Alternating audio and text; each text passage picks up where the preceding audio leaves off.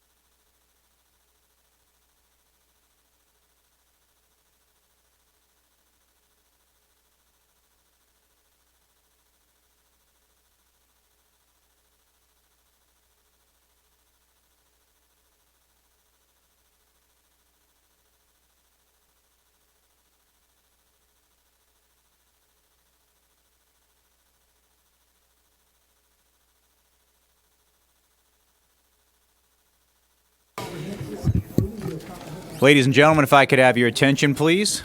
We could have someone close the doors and everyone find a seat that doesn't have one.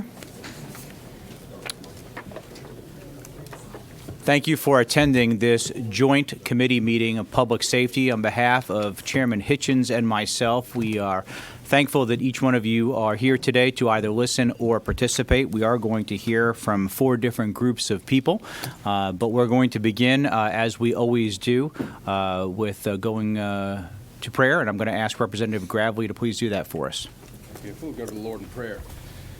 Father God, we thank you for your goodness today. We thank you, Father God, for your unconditional love. We ask that you would give us wisdom and insight as we deliberate on how best to take care of our public safety officers, our first responders, and all of our public safety personnel here in our state of Georgia. We thank you for their sacrifice. We thank you for their service. And Father God, we thank you for their courage. Let us do our best by them. And we ask for their protection, Father God, as they are out serving communities all across our state. Father God, help this committee in wisdom and direction. We ask these things in the precious name of our Savior, Jesus Christ. Amen. Amen. Amen. Thank you, Representative Gravely. Before we begin, we'll just have a few opening comments from Chairman Hitchens and myself. I want to begin by thanking those who came here to speak today. We're going to hear from the GBI Director Vic Reynolds. Thank you, Vic. We're going to hear from Police Chief Callaway, as well as Sheriff Massey and Sheriff Freeman. We'll hear from our Attorney General, Chris Carr, and as last but not least, our U.S. Attorney, Christine. I want to remind everybody that he will not be open to questions at the end, so upon conclusion of his testimony, we will adjourn this committee meeting. I want to remind everybody, please, that if you're not here to speak, if you could keep your voices down. This is a smaller, compact room. And I'd like to thank the governor's office, as well as all those who serve us in uniform, for the great work they're doing for our state. Gang violence is a major threat. Everyone that serves in this legislature has gangs somewhere in the districts that they represent. And it is of extreme concern, I know, to myself and to the Senate and the House. And we're here today to learn more and figure out how we can continue to do a job even better than today in supporting you with both legislation as well as budget. Chairman Hitchens, would you like to say a word? I'm not going to say too much, but most of you know me. I spent 43 years in the state government and law enforcement. I started as a young state trooper and worked my way up to be the commanding officer of the State Patrol. Then I was a consultant to the Governor's Criminal Justice Coordinating Council. Due to my military background and being an intelligence officer in the military, I was Georgia's first Homeland Security Director, and then I spent the last 7 years as the Commissioner of Public Safety and the Colonel of the State Patrol. I've dealt with gangs personally, a variety of them, some very vicious. We had a gang, the Outlaws, came to Savannah, which was where I was stationed back about 30 years ago. They are a very violent gang, and we probably did some things back then that civil libertarians wouldn't appreciate in today's society. They stayed about 3 months and they left. Everywhere they went, there was a law enforcement officer. We collaborated with the city police, the county police, the sheriff's department, and the state patrol. And we did have 2 murders that I don't think were ever resolved. But and then we dealt with the Jivens gang. Some of you probably know about that. They actually incorporated about 9 city police officers in Savannah into their gang that provided them with information about what the law enforcement community was doing. This year I was on the House Gang Study Committee. We went all around the state and we solicited information from the law enforcement community, the GBI, public officials, and members of the community who were involved, who had been affected by gang activity. So it's become a real problem when you hear the numbers come out today, and I'm not going to say them, there's so many of them about different areas, but it's astonishing how many people today are involved in gang activity, and I think it's something that we've got to deal with and deal with on short notice, and not just from the enforcement side, but from the side of social programs to try and prevent youngsters from getting involved in gang activities before they get started. But I appreciate everybody coming. I see we have a great crowd, and I look forward to a good meeting. Thank you, Chairman Hitchens. At this time, I'd like to ask Vic Reynolds, the director of the GBI, to start us off. Thank you. Good afternoon. Young man, you have my slide. You working my slides over there for me? Yes. All right. Thank you so much. I appreciate it. Good afternoon. I'm Vic Reynolds. I'm the director of the Georgia Bureau of Investigation. Thank you for this opportunity to be with you today, talking about a subject that is certainly very serious and a subject that is at the top of the priority list on the investigative section of the Georgia Bureau of Investigation. If you will indulge me, and I promise I'll be very, very brief, about a story that really educated me about the situation with criminal street gangs. When I was elected as the district attorney of Cobb County in 2012, I had a priority list of items I was going to take up as DA. Criminal street gangs was not on there. Sometime during the course of the first year I was in office, there was an individual who was released from the state prison system. He was released back to Cobb County, Georgia. That was in October of 2013. In February of 2014, young Cobb County police officer Chuck Veal, Chuck was 26 years old, was patrolling up on the Windy Hill Delk Road corridor and observed what he believed to be a hand-to-hand drug transaction at about 2:30 one morning, February, very cold. And he proceeded to execute a traffic stop on a vehicle. That's all right. He proceeded to execute a traffic stop on that vehicle on Powers Ferry Road. His camera in the vehicle was just crystal clear, cold February night. As Officer Veal approached that vehicle, the driver's window went down, and you could hear the officer request, "May I see your license, sir?" And he got about half the sentence out when all of a sudden you see a .40 caliber pistol come out of the window and shoot the officer 5 times at point blank range. Officer goes down to the ground. 2 of the bullets hit his vest. A 3rd bullet is in and out of the lower stomach. A 4th bullet is in and out of the left bicep. The 5th projectile hits his backup weapon. His backup weapon discharges into the bad guy's car. The crime lab, the GBI crime lab, later matched those projectiles when I personally prosecuted that case as the elected DA. Officer Veal goes down to the ground, retrieves his service weapon to return fire, and you can see him just moving his arm up and down with no noise or no projectiles coming out. He looked down, and his right trigger finger was shot off of his hand. We later set up a perimeter around at Chattahoochee National Park area on Powers Ferry, discovered the vehicle with about 800 grams of methamphetamine in it, and the canines and officers found the defendant hiding in an abandoned shack on that property.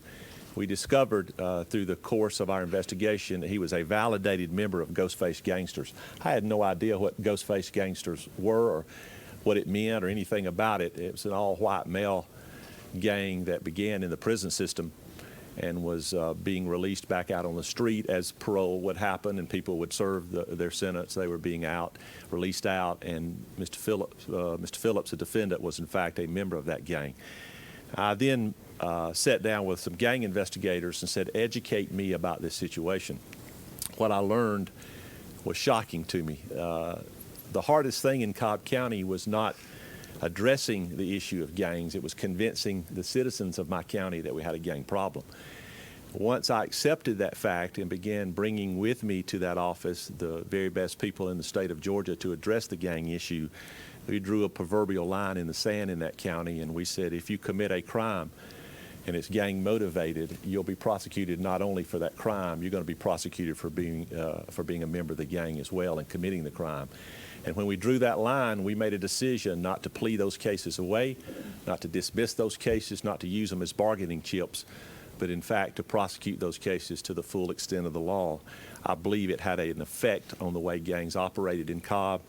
And as I began getting to know our new governor, while he was running, he asked me point blank, he said, can you do this, or can we do this throughout the entire state? I told him that I thought it had worked in Cobb. I had an adjoining DA call me and said, what you're doing in that county is working. I said, how do you know? And he said, because they're moving to my county. And so the governor, somewhat jokingly, but I think with some serious vein, said, you know, Vic, can we do that and get folks to move to Alabama or Tennessee or Florida? And I said, we're going to try our best to do that. If you'll flip to that first slide for me. Obviously, this governor has made this a commitment of this particular administration. He's advised me as the director of the GBI to make gang crackdowns a top priority, and I'll tell you in a moment how we're going about doing that. Okay, you can flip to the next one, please. I would ask you, if you would, to think a moment about why legally we're doing this. And this body, not necessarily the people in this room, but some of you may very well have been part of that particular legislative session. The legislature under Official Code of Georgia 1615-2 has specifically told us, when I say us, I mean law enforcement community, the prosecution community, that the state of Georgia is in a state of crisis. That's the words of the legislature. It's not the words of a police chief or a sheriff or a district attorney or a GBI director. That's the words of a legislature telling us the state is in a state of crisis, and that crisis has been caused by violent criminal street gang members. Okay, you can go to the next slide. Hit it once more for me. Thank you. I've had the honor of writing along with several of my colleagues about this issue, both locally and on a state level and a national level as well.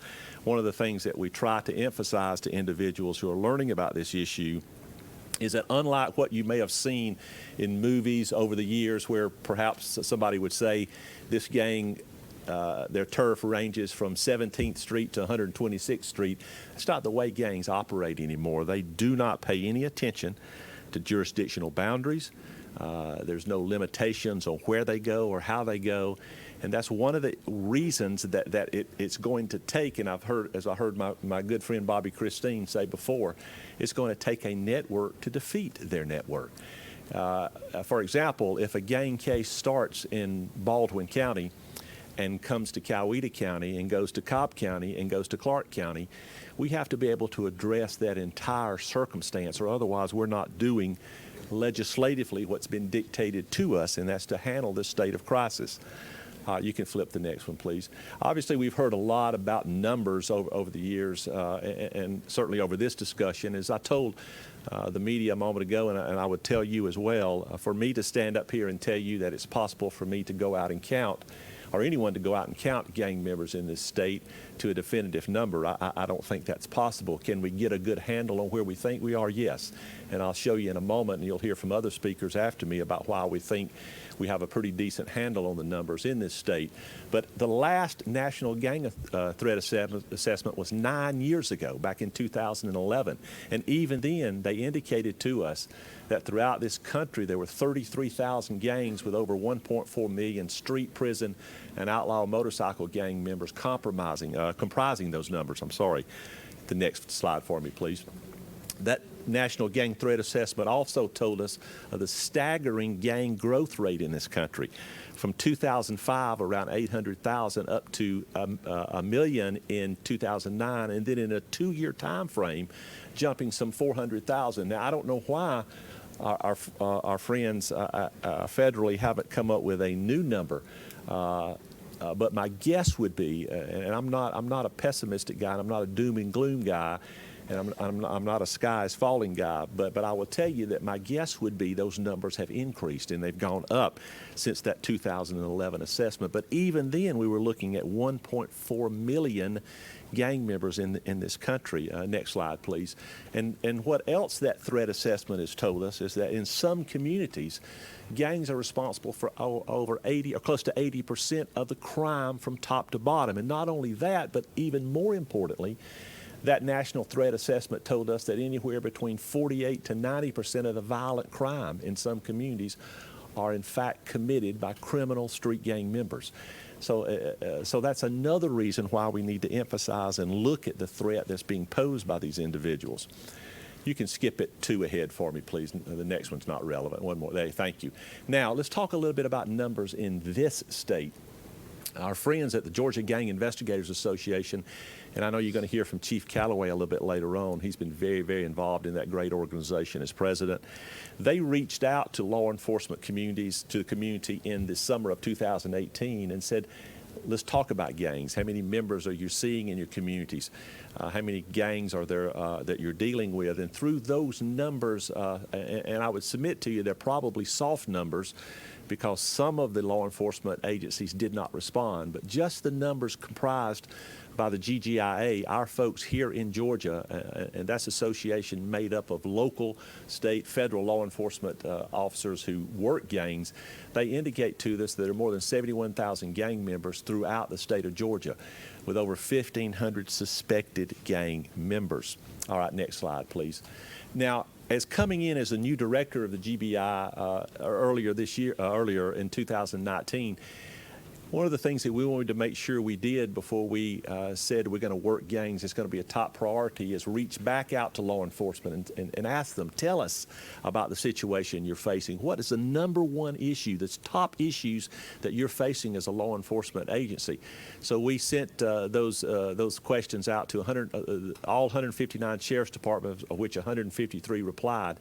363 municipal police departments, of which 323 replied. The number one issue that law enforcement told us, the GBI in the state of Georgia in 2019, that they were facing was criminal street gangs. It wasn't limited to the metropolitan Atlanta area. It wasn't limited to suburban areas. It wasn't limited to rural areas. It was from North Georgia to South Georgia, from East Georgia to West Georgia. And so that's what the numbers indicated to us, what the departments and law enforcement agencies told us when we asked. Next slide, please.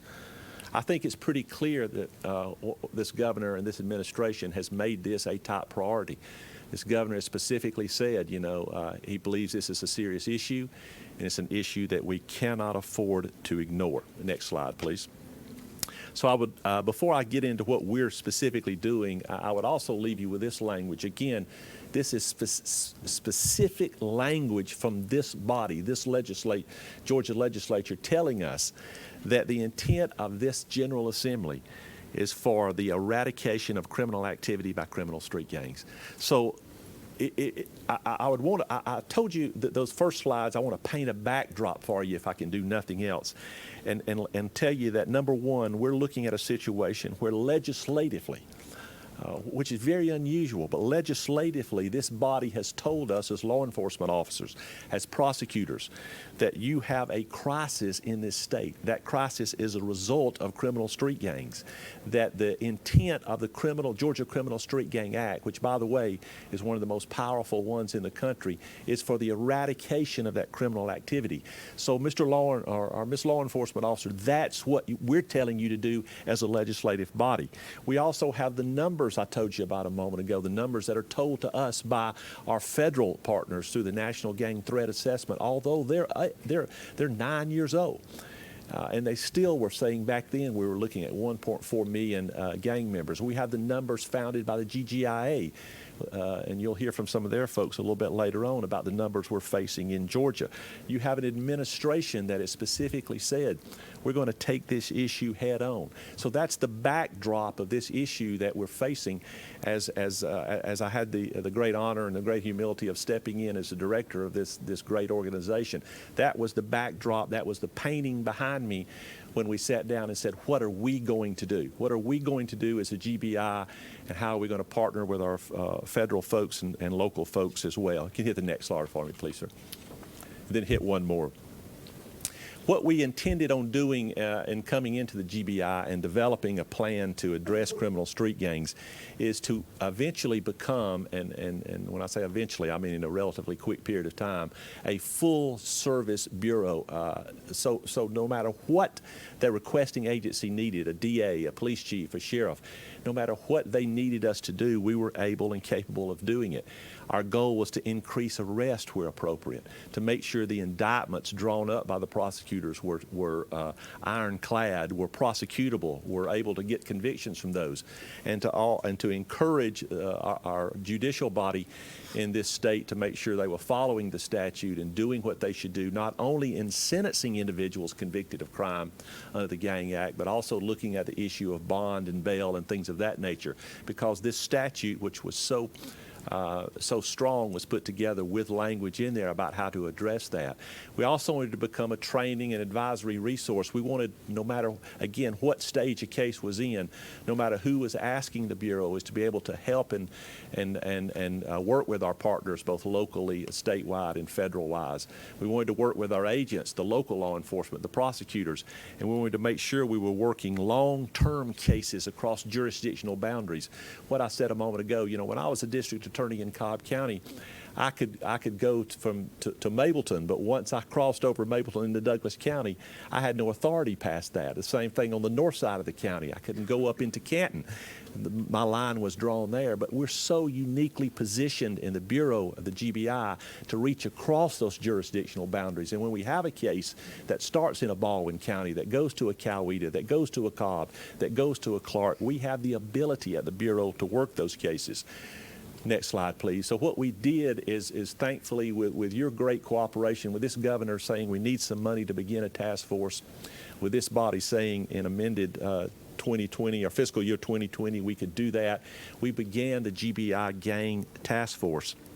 That task force is based out of metropolitan Atlanta area with GBI agents, with local partners, state and federal partners as well.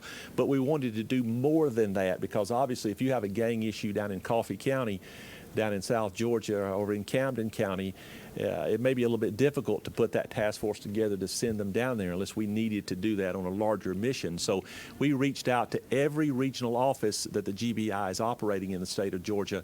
We trained up a specialist in every one of those offices, along with every one of our regional drug enforcement offices, somebody that knows how to work gang cases. We trained every boots on the ground agent. I mean, we literally we started this about May or so of 2019, and before the calendar year was over, we had every GBI agent trained, boots on the ground agent trained up in how to work cases. We trained specialists in every particular regional offices, and we also began this gang task force working out of the metropolitan Atlanta area. We also made a decision to go back and look at currently charged and pending cases. Did we miss something in a case? Did we step over a gang nexus for a charge? Is it something we needed to do? So we began that process as well, and we began working these long-term cases across these jurisdictional lines that I told you about a moment ago. Next slide, please. And so I want to share with you today, if I can, hit it one more time for me, please. Yeah, some of the examples of success that we've been able to see so far in working this. This is a Stevens County case. Without going into great detail about the cases, where we worked with the district attorney's office up there to go back and re-indict a case that had gang charges appropriately placed in them. Next slide, please. This is a case down in Emmanuel County on a large-scale murder, drug, and gang-related charges. Next slide, please. Next one is a Cobb County case with 30 Deep. 30 Deep is a gang that has been involved in the city of Atlanta for a long time, and came up to Kennesaw to do some wreak some havoc, and we worked with them to indict that case as well and get it ready. Next slide, please. This is a case with our friends in Clayton County, law enforcement there. I know that shirt's a little bit off color. I apologize for that. But that was a case we worked with the sheriff's department down there to begin making charges and to seek an indictment on that case as well. Next slide, please. Down in Coffee County, that was with one of our regional gang specialists on cases, on charges down there in Coffee County. Next slide, please. This was a case we made up in Gilmer County, up in Ellijay. That was both a joint human trafficking and a gang case where an alleged gangster disciple was trafficking a young lady up in Gilmer County, up in Ellijay. So that was a case that we were very proud of as too. That case is under indictment up there. Next slide, please. This is a case over in Gwinnett County on the Suriano 13 members that we worked with them. Next slide, please. This is one in Bullock County down in Statesboro. I know some of the guys were teasing me. I'm a Georgia Southern guy, so that case meant a lot to me as well down there, working with our local partners in the Statesboro area. Next slide, please. This is a case up in Dawsonville. This was an interesting case. I won't go into a lot of great detail, but this was a gang that we had not seen before in the state of Georgia. And so we sent our gang liaison up there, and she worked with them to bring those cases to the grand jury. Next slide, please. And this was a case of the Aryan Brotherhood up in Habersham County, where one of our regional drug offices got involved in that, and we began working that case from a gang perspective as well. Next slide. Some of you may remember this one. This was the recent one we did in South Fulton, where we not only brought gang charges and drug and weapons charges, but rescued, I think the dog's name was Crayola, I think. Is that a Crayon or Crayola? Yeah, very beautiful dog, and rescued the dog and got back to its owner. So next slide, please. I also want to mention to you as well, one of the things that we take very seriously at the Bureau is our obligation to work with our partners to train law enforcement to make sure they're up to speed on the law. In the short period of time in 2019, probably the last 6 or 7 months, we have trained in partnership with our friends at GGIA over 3,000 state, local, and federal law enforcement officers on gang investigation techniques, the application of the Georgia statute. We've worked and trained with our state and federal prosecutors on how to best put these cases forward. We've consulted with our law enforcement folks. This is what I mean by having a full-service bureau. We've consulted with law enforcement prosecution agencies all across Georgia at virtually every stage of the case. There may be a case where a sheriff may say, "Director, we need you to help us gather some evidence," and that's it. Or there may be a case where they say, "Come in and we need you to do the whole case from top to bottom." A prosecutor may call and say, "Will you look at this indictment for us?" That's one of the reasons I brought the people with me that I was blessed enough to have with me, so they could look at these cases from every stage. That last line there, we've caught a little bit of grief on that. We kind of laugh about, somebody said, "Director, you can't teach judges anything." And so I should have changed that to say we had discussions with judges about how to look at these anti-gang laws. I'd say that in a teasing way. I have great respect for judges. Used to be one. And so we work with them about how to best address these cases and how to look at issues of bond and sentencing and things of that nature as well. I think I can catch a breath now, Mr. Chairman. I wanted to get that to you and let you know what some of the things that we're doing at the Bureau, some of the things that we're going to continue to do. It's very important to me as a director is to make sure we take this issue head on, we address it correctly, we address it legally. As Representative Hinchin said a moment ago, this is an issue, and I know you agree with me as well, Mr. Chairman. I've said this before about the drug, opioid, heroin epidemic, and I will say it about gangs as well. It would be foolish for me to sit up here and tell you that you can arrest your way out of any kind of epidemic. You can't do it. You can't do it. And there has to be a joint effort by communities, by churches, by schools, by everyone else to make sure that these young kids, 13, 14, 12 sometimes, have a different option other than this option. Because the truth is, by the time it comes to us, by the time the GBI gets involved and we begin looking at cases and investigating cases, then we may have missed the boat on some folks and not given them another option. And so I think societally speaking, we certainly need to do that. But I will tell you this, and I'm convinced of this without any equivocation, this is the issue, the major issue facing law enforcement today. As a GBI, we have to conduct these investigations. We have to conduct them properly, appropriately, aggressively, and assertively. And when charges are there and they're appropriate, they need to be made. And we need to call on our prosecution community, as I'm sure they will. They will step up and prosecute the cases and do it in the correct fashion as well. So, again, thank you for the time. I didn't mean to rattle on, but wanted to make sure I got that information to you today. Thank you, Director. We appreciate all your words and certainly all your leadership for you and all the men and women of the GBI, and certainly to Governor Kemp for his extraordinary leadership on this issue. We're going to try and stay on track, but if there is a quick question or two for the Director, please let me know. Question from Senator C. Thank you, Mr. Chairman. Mr. Director, you kind of hit on what my thought was and what gives me pause, and that is school systems. I think that a task force with school districts should be in order because that's where they recruit from. We do not need our young kids out here being recruited when they are too young to really know the differences. So can you speak to me a little bit about that? Because I heard you wrapping up, but nothing specific in terms of a task force of sort for the school districts. You know, that's a great idea, and in fact, what we may want to do as part of the GBI task force is, as we begin expanding it, and that's our plans to grow that task force, is to make some consideration of perhaps adding not only local, federal, and state partners, but adding school resource partners as well. That's something that I will commit to you that we will look at. Yeah, they are recruiting from the schools, doubt so about we it. do need to have that. Yes, Thank ma'am. you so much. And I will tell you something else, Yeah. too. I've had gang agents tell me that some of the best intelligence they can gather are from kids at school. You're exactly right. Mr. Chairman, may I do one thing? I know Ray Ham is with me from GGIA. I apologize. We didn't schedule him any time today, and I don't want to impose on you. I'd like to, I don't know if I even have 2 minutes to reserve, but I'd like for him to at least address a couple of issues. He works with juvenile justice, and I think maybe he can address Thank you. some of those issues as well, if I could indulge, Mr. Chairman. If we just do it quickly, I'd appreciate it. Thank Thank you. Thank you, Ray. Thank you, Director. And I will be brief. It's amazing that you said that, Senator, that this I'm a grandma. exactly what we are seeing every day.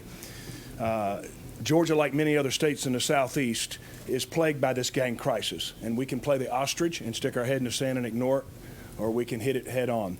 The survey that Director Reynolds has just briefly mentioned to you, I actually, along with my colleagues at GA, put that out in June of 2018. Only 74 of the 159 counties in the state of Georgia responded to our survey. So for the 54% of the counties that did not respond to our survey, we went to DOC and DJJ and said, tell us how many validated or affiliated gang members you have in this county, because they didn't respond to our survey. So the 71,000 number we absolutely know is soft.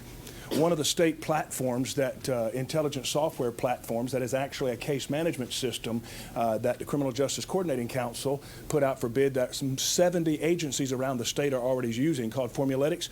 They already have 50,000 gang members in that active case management system in just 2 brief years. So we know our 71,000 number. And of course, we were attacked by that number by members of the media, saying you're just populating those numbers randomly. There's no way you can justify that.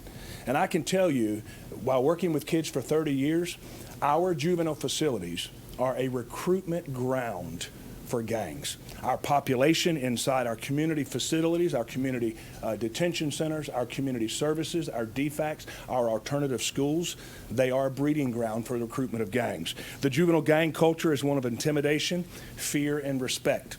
And too often these kids are just looking for an identity. They're looking for someone to love them. They're looking for a leadership role. And when our homes are not providing that, ma'am, I can tell you that the gangs step in and provide exactly that. Whether it's DFACs, juvenile courts, or community supervisions, our non-gang affiliated kids that come into state care, they are harassed. They are referred to in derogatory terms as crash dummies, free picks, or nadas. And they are picked on by gang members. In long-term juvenile detention facilities, over 65% of the kids that enter those facilities already have a gang affiliation before they come in. So it's like my friends at the Georgia Department of Corrections will tell us, if you send me a gang member, chances are I will return him to the street a better gang member. So our holistic approach to fighting this gang crisis is exactly what Director Reynolds says. You cannot arrest your way out. It has to be a holistic, just like Chairman Hitchens said in the subcommittee hearing traveling around the state. It's going to take some teeth to the law. It's going to take us removing the handcuffs off of our sheriff's offices, our police chiefs, and our state agencies, and let them use the country's best anti-gang statute, bar none.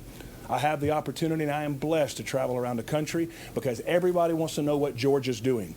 I've been in New York, California twice, South Carolina recently, and on my way to Dallas. And everybody wants to know what Georgia's doing. Governor Kemp's initiative and his leadership here has put us on the map. And as Bobby Christine does say, and you'll hear in a minute, it's going to take a network. to fight a network. And so I encourage you that we must aggressively utilize our gang statutes. And I will close with this, Mr. Chairman.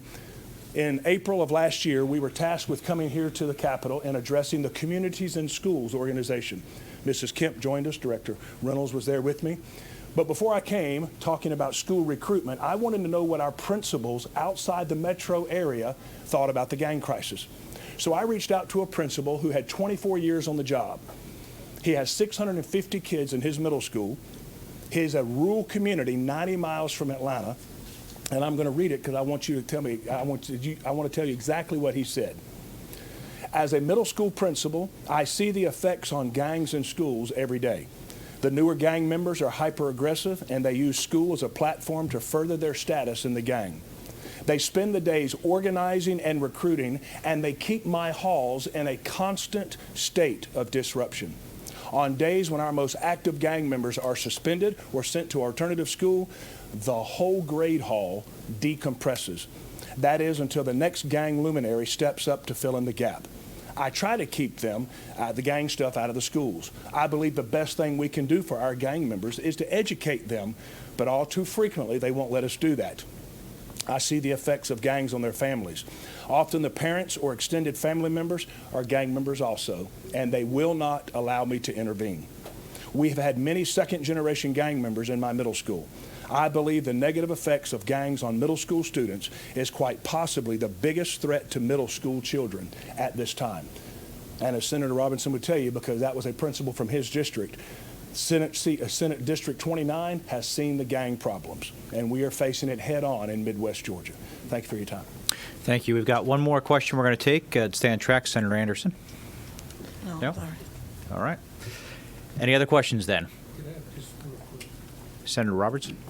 Yeah, I do want to thank Mr. Ham. We set up a program a couple of years back in the district where we recruited all of our principals in, and he came in and gave the presentation.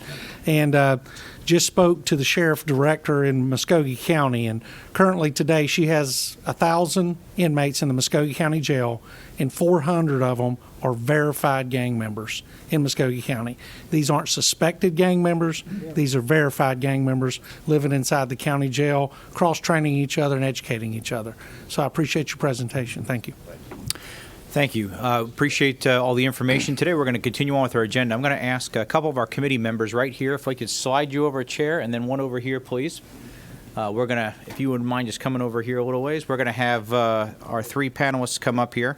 Chief Calloway, Sheriff Massey, and Sheriff Freeman, if you'd join us right up front here. If any of the media would like to relocate your microphones, please do that at this time.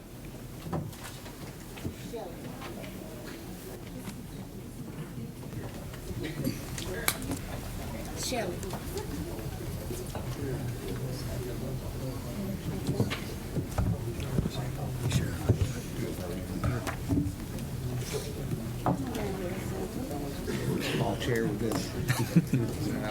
Good to see you. Gentlemen, thank you so much for coming. Thank you for the leadership of your respected organizations and all the men and women that serve for you. With this time, did you decide or draw straws of who's going to speak first today?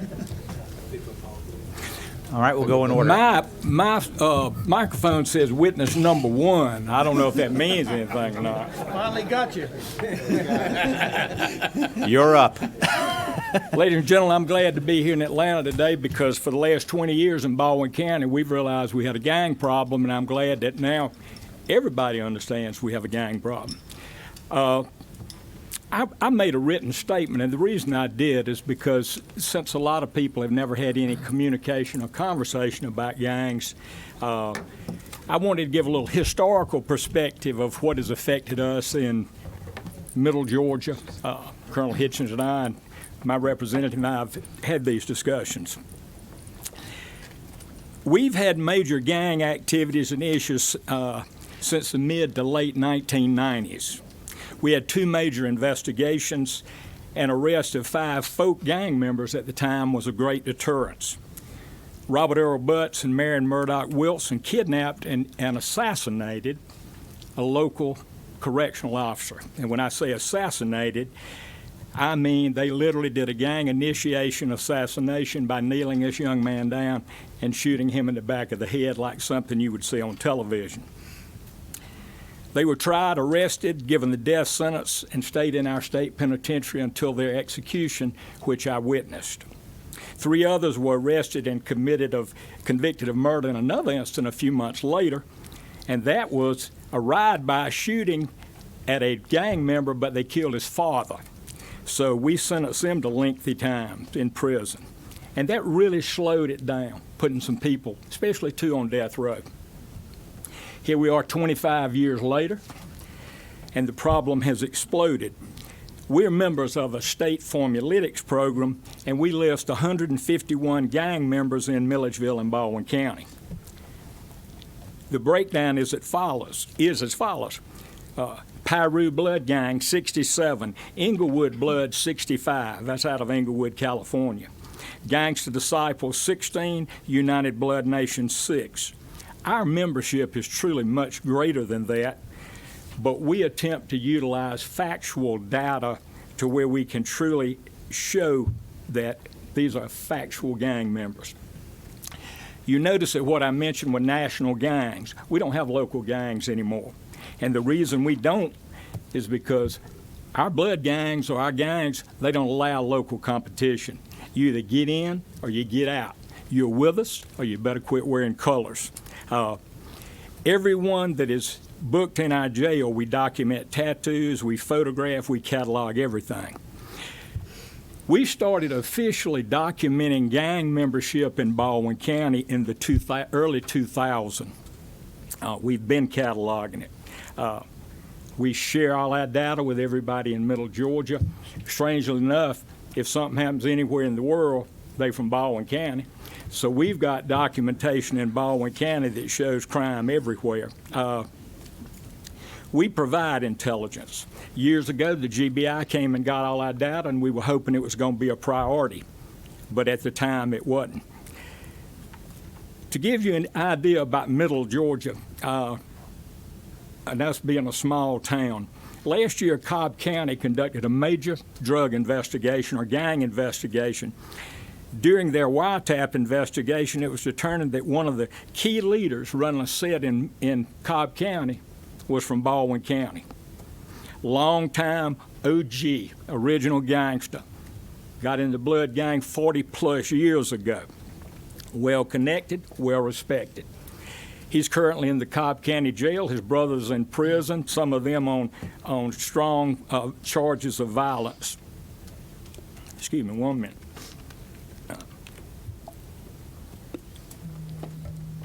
In 2017 and 18, the Okmulgee Judicial Drug Task Force conducted a lengthy investigation that we titled Gang Related. This was a joint effort by the Baldwin County Sheriff's Office, DEA, FBI, ATF, and our local drug task force. We arrested 28 individuals that we prosecuted federally after purchasing narcotics and weapons during this investigation. The 28 defendants, counting these arrests, had been booked in the Baldwin County Jail collectively 428 times. This includes their misdemeanor and felony arrests, but that illustrates the revolving door of a criminal justice system. This covert project or investigation was the first time that we could document through recordings and through actual conversation of a local gang paying money up to the national gangs. We even had conversations of complaint from local bloods about having to pay money to individuals that were not from our community and were not in our set. I know we're a small town, but our last undercover purchase, we bought 8 ounces of pure heroin for $23,000 delivered to us at our local mall. Immediately, we served a search warrant after we recovered 7 weapons from our target's house, 7 weapons, 5 of which were stolen. Guns, gangs, drugs, it all goes together. Drugs fuels it. Drugs are the money. You can't run a business without money. I don't care if it's a gang or I don't care what kind of business it is. In the last few years, during a 6-month interval, Milledgeville and Baldwin County, we had over 70 drive-by shootings. At some scenes, 40-plus rounds were recovered. Ammunition from handguns as well as assault rifles were taken into evidence. ATF assisted us with all the ballistics examination. Several arrests, including the gang-related investigation, dramatically reduced these shootings. But we do have ride-bys, and it is a constant job. We constantly surveil them, we document and actively work gangs in our community. For the last few years, we've requested funding from CJCC for a gang investigator at our task force, but at this point, funding has not been available. Currently, all of our task force members, as well as several of my deputies, have been sworn in by the U.S. Attorney under the Safe Streets Act, and we have jurisdiction outside of the footprint of Baldwin County. I applaud the governor and the legislature for addressing the problem with gangs and in the state. I also appreciate your consideration for funding. When I come to Atlanta, over the years I've said this, and I'm not being adversarial with my state partners, but I like for our representatives and our senators to remember that local law enforcement sometimes is greatly underappreciated. We perform roughly 90% of all the law enforcement functions in this state. We are currently the actual holders of all the majority of gang information in the state. Our jails, sheriff's offices, police departments, we're the first responders. And as such, we have pictures, arrest records, tattoo documentation, and booking sheets to where we truly try to illustrate gang membership and associations. We monitor social media to further document their activity with gangs. Without our documentation, it would almost be impossible to prosecute under the gang statute, which y'all passed, which is great.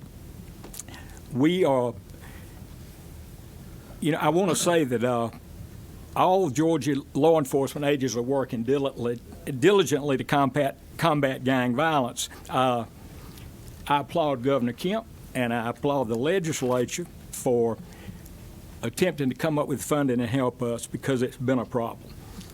And in answer to your question, in Baldwin County, we have 7 resource officers assigned to our schools, and they try to document and give us information back to our office to document recruitment or activity, gang activity in our schools. Thank you. I'll answer any questions if you have any. Thank you, Sheriff Massey. Any questions? Sheriff Freeman. Well, it does say I'm witness number 2, so. Chairman, Colonel, Representative Hitchens, thank you for having us. And you may wonder why a sheriff from Forsyth County, the most affluent county in the state, who borders Metro Atlanta, certainly we don't have gang problems. I mean, you know Forsyth County and its reputation from that affluency side, but yeah, we're not immune in any way as well. I have a number of ghost-faced gang members currently sitting in my jail, and I will tell you my problem. And this is a problem you need to understand. I import my gang members, and I import them from Metro Atlanta. And so that's not a shot at anybody there. Again and again, the people who are coming to prey on my citizens to break into cars, to steal cars, to do sometimes violent crimes as well, even though we have a very low violent crime rate. Sheriff Massey deals with more than I do, and I run the 4th largest full-service sheriff's office in the state of Georgia. But yet, again and again, we see these criminal gang members coming from Metro Atlanta to commit crimes and then return back to where they lay their heads down. And when we catch them, and we catch them quite often, we see, as you said, again and again, criminal records, multiple arrests, both juvenile and adult, often juvenile, stolen guns that they bring with them when they're committing these crimes, but nobody's holding them accountable. It again is local law enforcement who is dealing with this. It is your sheriffs in the state of Georgia who run the jails. We're the ones who is getting the information. Look, Director Reynolds and a number of the leadership of GBI are personal friends who I've known for many years. The training and coordination of the efforts they're making, kudos to Governor Kemp for seeing this and to Director Reynolds for doing that. That's a great place for them to be. The idea that there's enough GBI agents to take primary lead in doing the gang investigations in the state of Georgia. I'm just going to be blunt.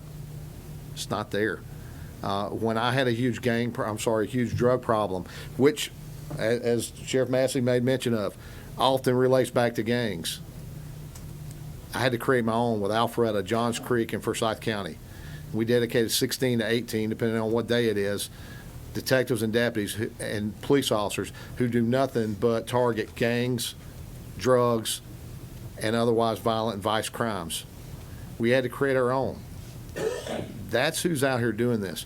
If you ask me, is there a need for Formulalytics for a database to help us do that, to train us and train our prosecutors to help us get better at using this great gang law that you've given us? The legislation is there, but we've got to get better at doing that. And so kudos to the GBI for doing that.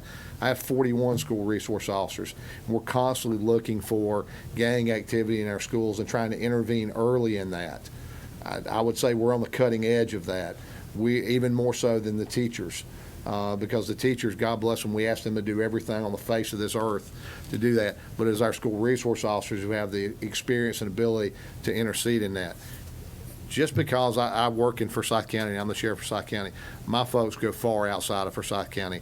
We work cases outside of the state of Georgia from time to time. We work very well with our partners across the lines, no matter what those lines do, because we're going to pursue criminal activity wherever we find it at.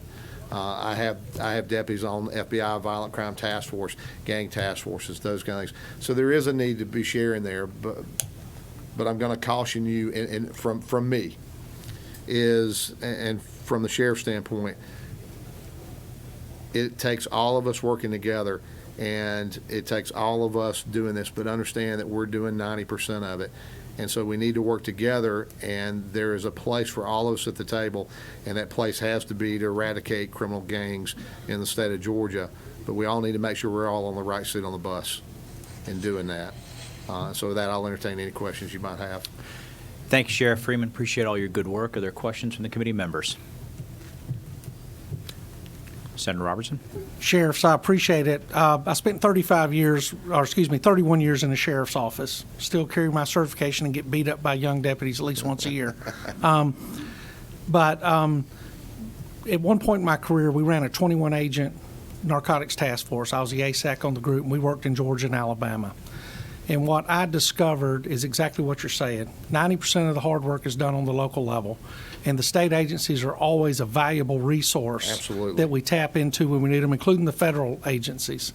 So I just wanted to make sure that I understood your testimony, the fact that that hasn't changed, No. that since my retirement still, the largest portion of the day-to-day grind, dirty law enforcement office work is done by the local agencies. That's sheriff's offices and municipal police departments out there doing the job, and that the sources that we need that are available through the state agencies are always there. They are absolutely there. GBI has always been there for us in their assistance role, and they bring some great expertise in those areas where we need it at, and that should not change. And in fact, again, that training and other things that Director Reynolds did, I think is just another example of them stepping into another seat on the bus that needed to be filled. And those unique relationships, whether it's confidential, reliable informants, or whether it's individuals within the community that lean on law enforcement day in and day out, tend to do better when it's somebody they're familiar with and somebody they know, and sometimes somebody that they voted for, right? Well, all due respect, I would say that my deputies in Forsyth County know the criminals in Forsyth County better than anybody on the face of this earth. Absolutely. Thank you, Sheriffs. I appreciate you.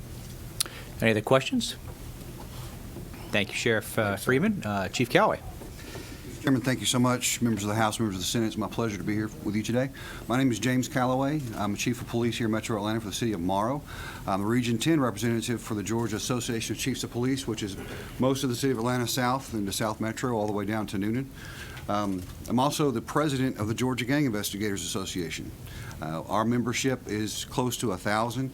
We've been in association for over 20 years. Our main goal is to go around and teach prosecutors and law enforcement on local, state, and federal level best practices for gang investigations and prosecutions. Currently, as the director said earlier, this past year has been a paramount year for us. For 2018 and 19, over 3,000 individuals have been trained by our association in conjunction with training for the GBI. Next week, as a matter of fact, we have 2 basic certification courses that are being offered in Cherokee County by Cherokee County Sheriff's Office in Calhoun, Georgia. So the training is going to be statewide, and the issue here today is we talk about a crisis in the state. 9 years ago was the last any kind of data we got from the federal government. I do know that one is being currently put together right now as we speak, because I've already provided the Georgia data for that National Gang Threat Assessment. I sit on the board of NAGIA, which is the National Alliance of Gang Investigators Associations. This is nothing new to Georgia. It's going on all over the nation. It's a gang culture issue that's almost wrapped itself into pop culture to where it's almost accepted on some levels, which is terrible. So we're here to say it's not okay. We're here to fight up against it, stand up against it, and draw a line in the sand. And when we talk about school programs, my history as a school resource officer, I worked in the schools directly. I taught an anti-gang program called GREAT in the middle schools. And it stands for Gang Resistance Education and Training. It's put out by the US DOJ, and it's the only validated program that's been shown by data, academic data, to actually work. So that's something that we could do in Georgia.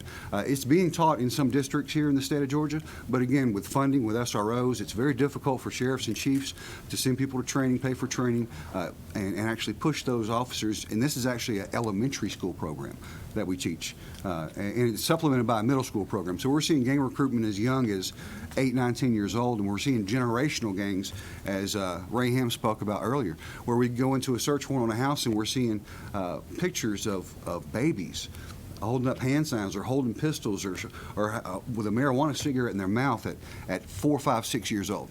It's truly heartbreaking. I'm a father of 3 myself, and I've had to really raise my children to know and what to look for when it comes to gang culture itself, because it's like a wolf's in sheep clothing. It comes up behind you and sneaks up on you when you least expect it. We do teach. We reach out to school systems, and at the request, we'll go and do neighborhood watch meetings. We also go to school districts and teach teachers what to look for, because quite honestly, a lot of them, they're not being ignorant to the fact that there's gangs. They just simply don't know the signs, symbols, and characteristics. And same for some police officers and deputy sheriffs, and same for some district attorneys. They're just not exposed to it. So once we get that message out, we show through validated data, these are the signs, symbols, and characteristics of gangs. It turns on light switches. And today, as you can see, a light switch has obviously been turned on. And I'm very, very pleased to see where we are as a state, the direction from our governor, and what this House and this Senate has already done in the past.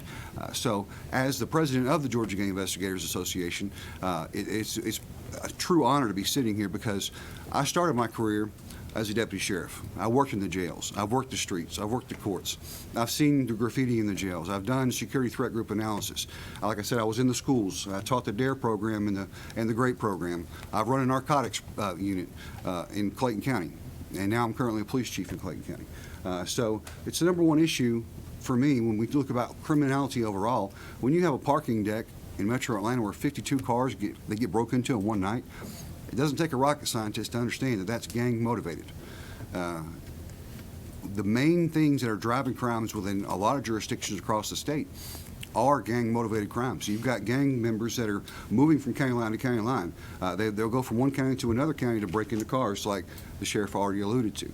Well, you know, from factual basis, from DeKalb County gangs, we're going up into Cherokee County and also into Walton County and committing crimes by breaking into cars overnight.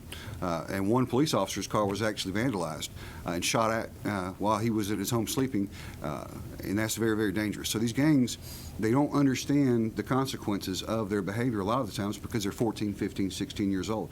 But one thing that's absolute when you talk about deterrence theory and criminality, the punishment has to be absolute. They have to know absolutely what's going to happen to them if they get caught in violation of the Georgia Gang Statute. They can't be a rotating door to where they get out and they come back and they get out and come back, and nothing within the justice system is taking them where they need to go.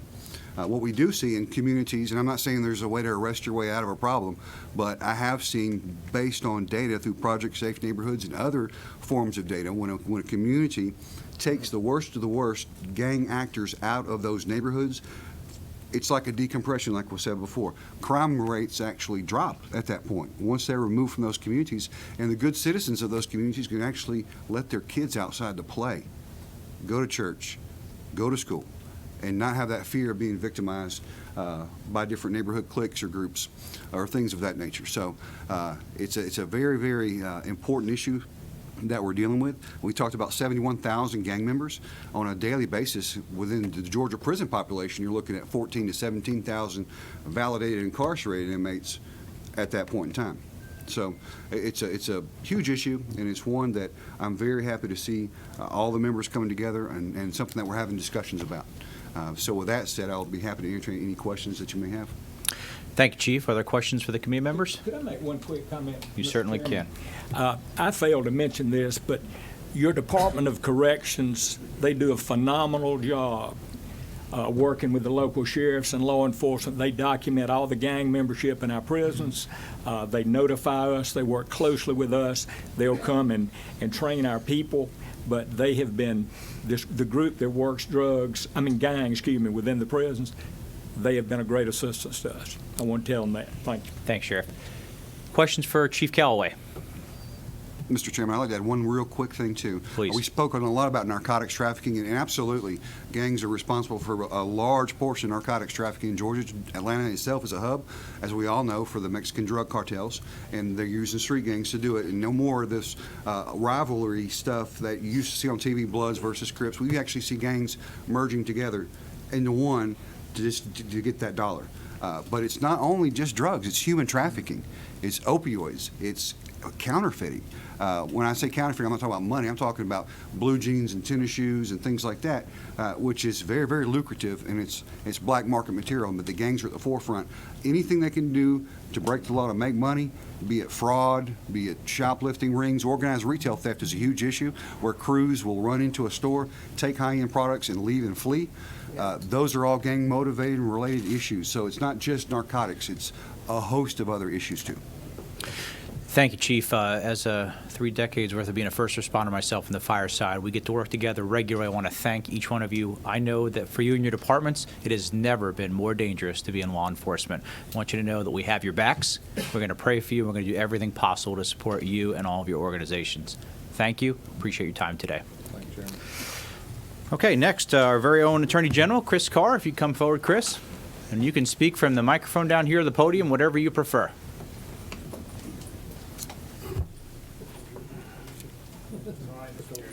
Certainly. Hey, Sheriff, good to see you. How are you doing?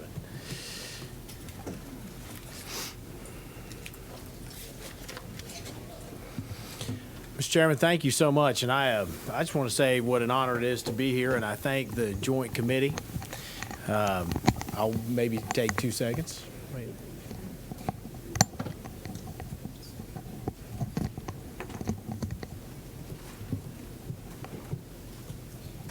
I called an audible. Go ahead. All right. Well, I want to say what an honor it is to be here, and I thank this Joint Committee for this hearing.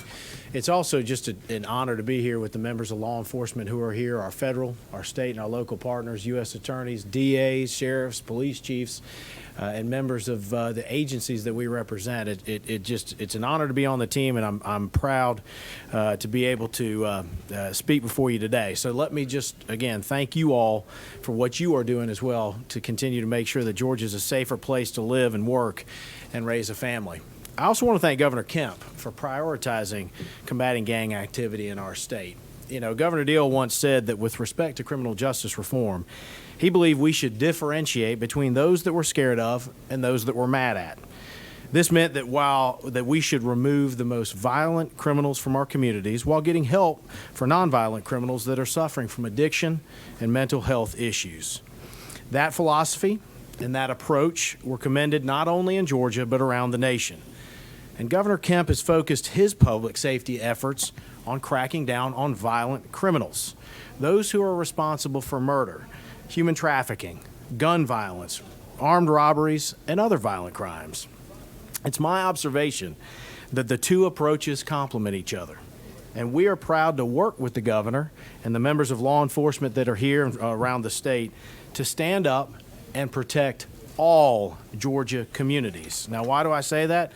I say that because we often see communities terrorized by violent criminals and gangs are oftentimes lower income, racially diverse, or immigrant communities. And these communities most certainly deserve to have someone stand up and say, we've got your back. And not just say it, but show it.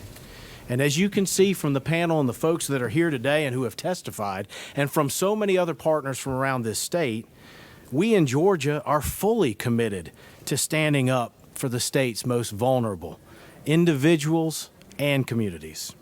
And we're proud to play our part in protecting Georgia at the Department of Law. We've done several things to try to help this process. And in response to the gang crisis in our state, we spearheaded the creation of the Georgia Anti-Gang Network, which is named because U.S. Attorney Bobby Christine, having experience in the Middle East, said you fight a network with a network. So we put together our network as well. And it's federal, state, and local law enforcement. It's corrections, juvenile justice, community supervision, the prosecuting attorneys, GEMA, CJCC, so many others, Department of Community Supervision. So we all got in the room and we're focused on 4 different things. 1, strengthening multi-jurisdictional investigations and prosecutions. 2, improving intelligence sharing capabilities. 3, stopping recruitment, and that is critically important. As the chief said, it's just heartbreaking to see elementary school kids and middle school kids that are being recruited. And 4, to increase our training efforts. So this Anti-Gang Network was created in 2018. We began with 11 individuals and 11 organizations, and we continue to grow and expand. At our last meeting at Georgia Tech in December, we had 53 individuals from 26 different organizations attend. And through the great work of our member organizations, we are making progress.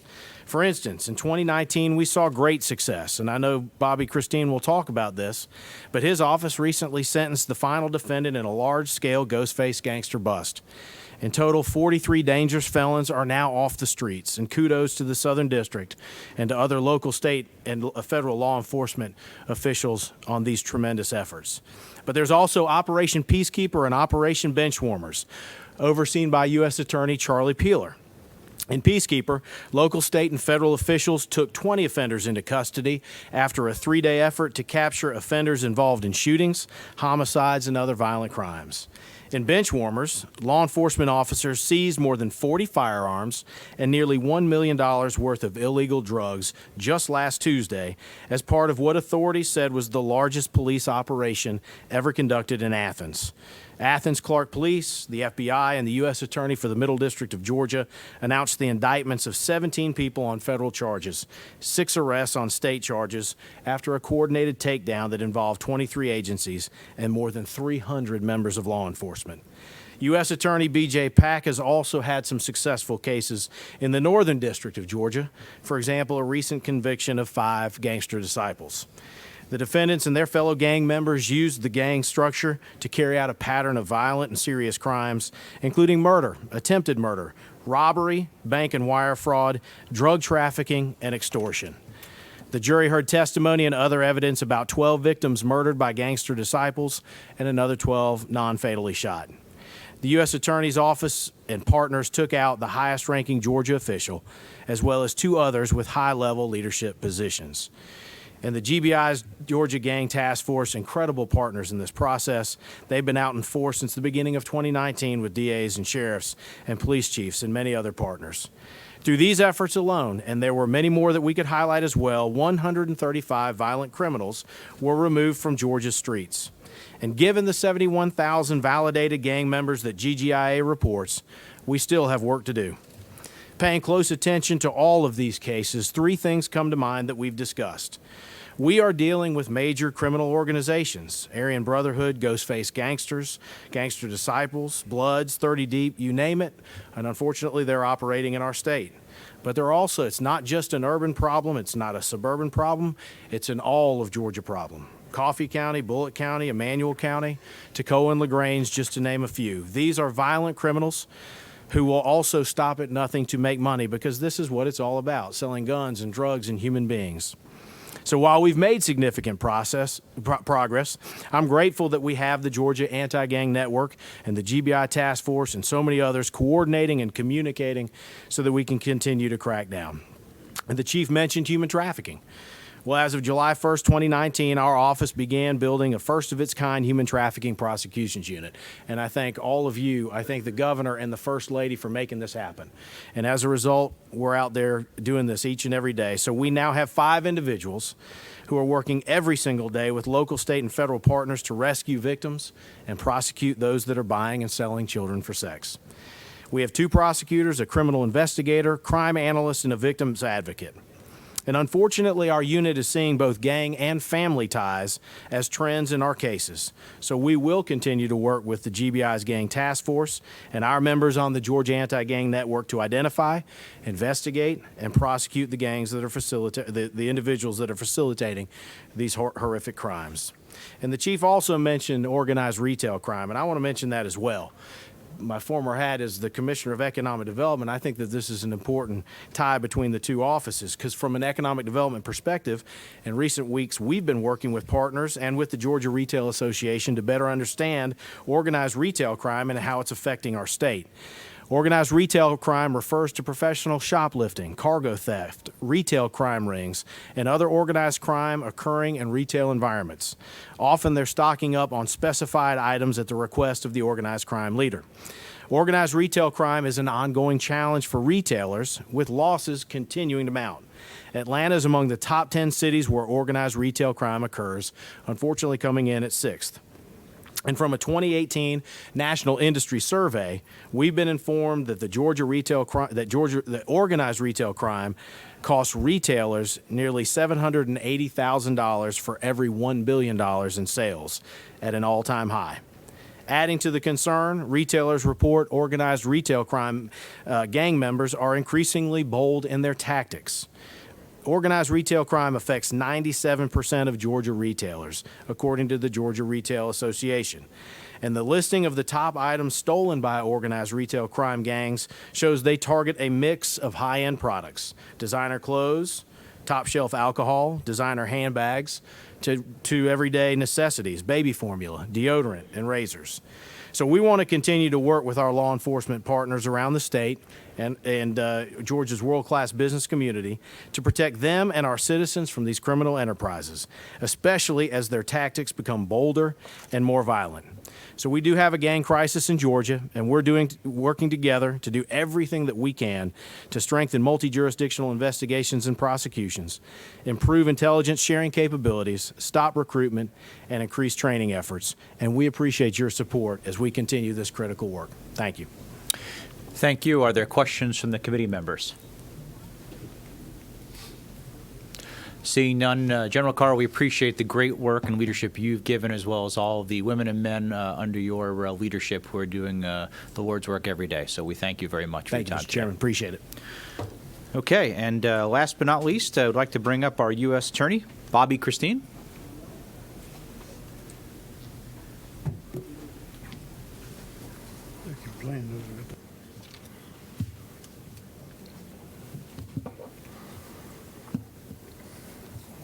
Members of the legislature, thank you for having me here. I appreciate you. I don't know that I've ever followed 6 subject matter experts as versed in law enforcement and prosecution as the 6 I followed today. If I were on my wedding night and find out that my wife had been married 6 times, maybe I'd feel like this following this. I don't know how to make it interesting, but we're going to give it a shot.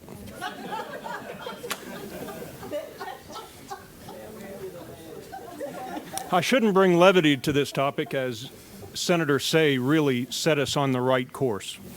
It was Senator C set us on the right course, and I couldn't help but remember that more than 20 years ago, ma'am, GBI counsel Mike Carlson and I stood in a courtroom in Augusta, Georgia, prosecuting gangster disciples for recruiting children to commit murder. Just 2 weeks ago, the Attorney General of the United States proclaimed yet again that an emphasis of the Department of Justice remains to attack violent crime and the scourge of illegal narcotics, particularly opioids. And he's adamant that in redoubling our efforts to fight crime, we are to continue to strengthen our partnerships between federal, state, and local law enforcement agencies. My presence here today is a visible symbol of that partnership. just as it was 2 weeks ago when a gang of good guys came together to take down a conspiracy of criminal gang-affiliated drug traffickers in our constant quest to deliver results in protecting our communities.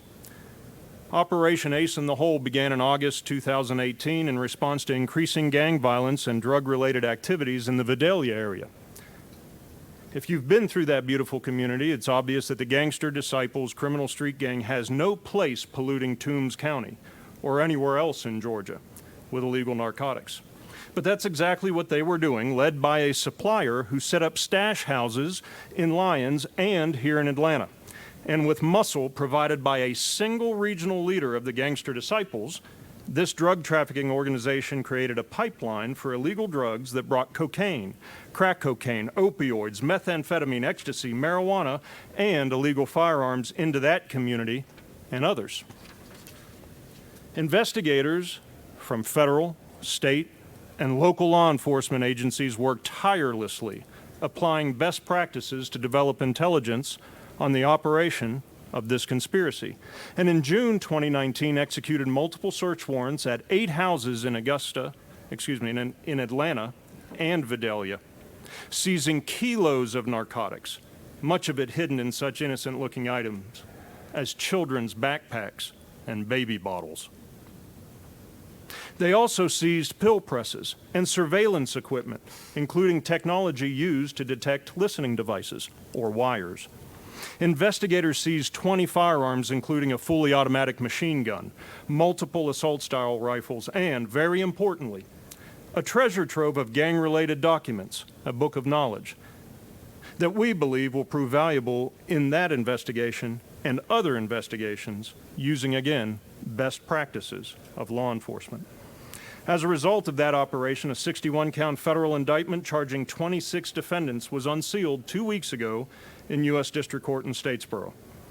In addition to other individual charges, every defendant in that case is charged with conspiracy to possess with intent to distribute and to distribute a controlled substance. Each defendant also is charged with conspiracy to use, carry, and possess firearms. This reality reflects the degree to which illegal guns and drugs are intertwined in such criminal operations, particularly those driven by the malignant influence of violent criminal street gangs like the Gangster Disciples. They may have a gang, but as you've heard here today, we have a network. And our network of hardworking, dedicated law enforcement officers and prosecutors will not rest until we've dismantled and dispersed every single criminal street gang affecting our communities, whether in Lyons, around the corner in Vidalia, up the road in Statesboro, Waynesboro, Augusta, down I-16 in Savannah, or here in Atlanta. Working together with our partners in law enforcement, we will maintain pressure on these criminal street gangs and prove to them that they have no home in Georgia nor the Southern District. On that day, we indicted 26 defendants federally, and the local district attorney, Hayward Altman, will charge more than 30. We have dropped in behind their lines. We will disrupt and dismantle them.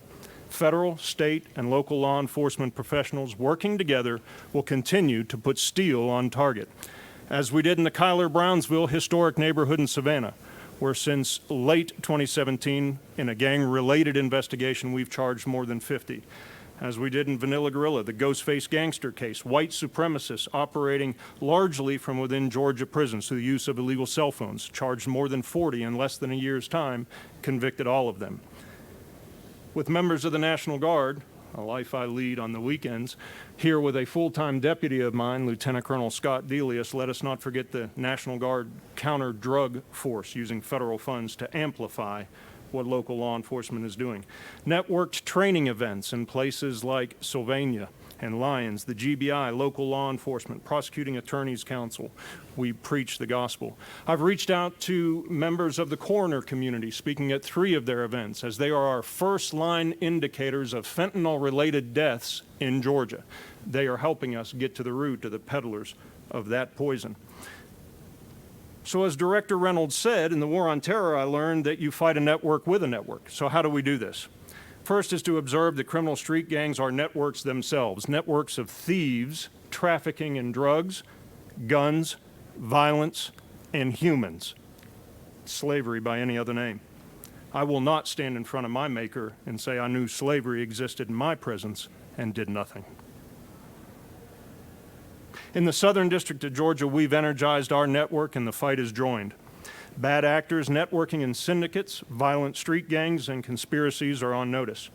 To protect our communities, along with law enforcement agencies, prosecutors at all levels are working together, and the results have been transformational. In short, we've ganged up to fight gangs. Nowhere is this better illustrated than in an operation under the umbrella of the Organized Crime Drug Enforcement Task Force, known in the federal circles as OCDF. It's a U.S. Department of Justice program aimed at dismantling multi-jurisdictional drug trafficking organizations and operates as a partnership for multiple law enforcement agencies and prosecutors. As an example of OCDF at work in the Southern District, this past year, on display, we received an award from the Department of Justice for the success of Operation Cellmate. And this operation, which dismantled a major methamphetamine trafficking network, brought together federal agencies, the Georgia Bureau of Investigation, and several local law enforcement departments. This gang of good guys took down a conspiracy that included a member of the violent Ghostface Gangsters who led meth traffickers while serving a life sentence in state prison. The gang member bribed guards to access cell phones and used those cell phones to coordinate drug shipments on the street and call for drones to deliver contraband into prison. Dismantling this criminal organization included the seizure of more than $500,000, multiple kilos of illegal drugs, and hordes of firearms, and it locked up dozens of criminals. These successes were made possible by coordination of the Federal Bureau of Alcohol, Tobacco, Firearms, and Explosives, the GBI, and local agencies. Our gang beat their gang. We got a trophy, and they went to prison. Another example of strength in numbers is what I call the prosecutor-to-prosecutor program, shortened to P3. Modeled after a program in Alabama created by Jay Town, who, like me, is a former assistant district attorney turned U.S. attorney. P3 is a network of partnerships between U.S. attorneys' offices and state district attorneys. In P3, federal and state prosecutors examine cases to see where prosecution would result in the most meaningful term of incarceration, in state court or federal court. Gang cases are best prosecuted often in state courts, as Georgia's gang statute, brainchild of former Cobb County prosecutor Mike Carlson, is now turned in-house counsel for GBI. The Georgia gang statute gives significant reach to prosecutors. Conversely, prosecution in federal court of violent felons in possession of firearms often results in more jail time, as there is no parole in the federal system. Just as the Southern District U.S. Attorney's Office received the OCDF award, we recently presented awards to state prosecutors in Augusta and Brunswick for their impact in P3. The partnership in Augusta is so strong that our office is closing in on the 100th local case adopted from district attorneys, a true milestone of cooperation. All those prosecutions are in addition to, not instead of, our traditional federal caseload. Partnerships making the Southern District safer aren't limited to the 43 counties of the Southern District. On the federal level, our office's other United States attorneys, B.J. Pack and Charlie Peeler, are trusted allies in the effort to make Georgia safer. With constant communication, jurisdictional lines aren't a barrier to successful prosecution, because we're blessed to know that we always have each other for backup. On the state level, you're familiar with the strong team: Governor Kemp, Attorney General Carr, and GBI Director Reynolds. Their visions and that of the Southern District are unified in the aim of working together to make Georgia communities safer. Gangs of good guys are essential in this fight when you consider what GGIA has told us, that the estimate is of more than 71,000 validated criminal street gang members in our state. And that does not take into account the undetected affiliation of an untold number of lawbreakers who hover in their orbit as criminal conspirators, associates, not necessarily members. But rest assured, against those who victimize the law-abiding stand not only law enforcement, but also citizens wanting safe, secure, and prosperous Georgia. They want the bad elements removed and will no longer tolerate unchecked criminal behavior in their communities. We, those you've heard from today, we've heard them. We've mounted up and we are executing a vigorous counterstrike. Working in concert in the Southern District, networked federal, state, and local offices are taking this fight to the criminals through a persistent, steadily increasing, relentless surge of prosecution. And with the good people of Georgia in our corner, we will win this battle decisively. Thank you for having me here. Thank you very much for your comments. We appreciate your extraordinary work and teamwork. At this point, I'm going to ask Chairman Hitchens for some final comments. Well, first off, I'd like to say that the majority of people here I see and recognize is coming from the criminal justice community, and this is no surprise to anybody here. The prosecutors, the local law enforcement people, the GBI, this has been going on for years and years. I can remember back in the 80s, one of the Ricky Givens gang that I talked about in Savannah. They have become more blatant. We had a case in Savannah, I think 2 years ago, in City Market, with a Savannah Police Department vehicle sitting on adjacent to City Market, and 3 perpetrators came by. They were gang members and actually shot and killed a guy standing right there where the police car was watching. And we've all been very diligent, I believe, through the years in trying to correct the problem as best we could. What I feel like is happening here is a collaboration. You know, Governor Kemp has made this an issue that has resonated across our state. He's bringing the pressure to bear to try and do something about it. And I think when everybody gets together and the public becomes aware of just exactly what's going on, many citizens in this state have no idea exactly what's going on in the gang community and the violence and the drugs and the things that it brings to their communities. So I praise everybody that's been involved here, and you know, we hope that we can do whatever kind of legislation is required. We already got one of the best laws in the country, and when all our partners, the feds and the state and the sheriffs and the police agencies and the prosecutors work together, we've conquered a lot of problems, and I believe that we're going to be very effective as we go forward in correcting this one. So thank you all for coming. Thank you, Mr. Chairman. Ladies and gentlemen, as we conclude, I want to impress upon everybody the urgency of this crisis we're facing in gang violence in Georgia, but know that we have the right team in place. I want to thank again Director Reynolds and the great work from the GBI, as well as all of our state, federal, and local law enforcement who every day are putting their lives in the lines. The great work from our Attorney General and his staff, our U.S. Attorney, and all of their folks that are working every day in our communities and across our nation to make us safe. To those out there who are continuing gang violence, know that we're on to you, and you can run, but you can't hide. Thank you. This meeting is hereby adjourned.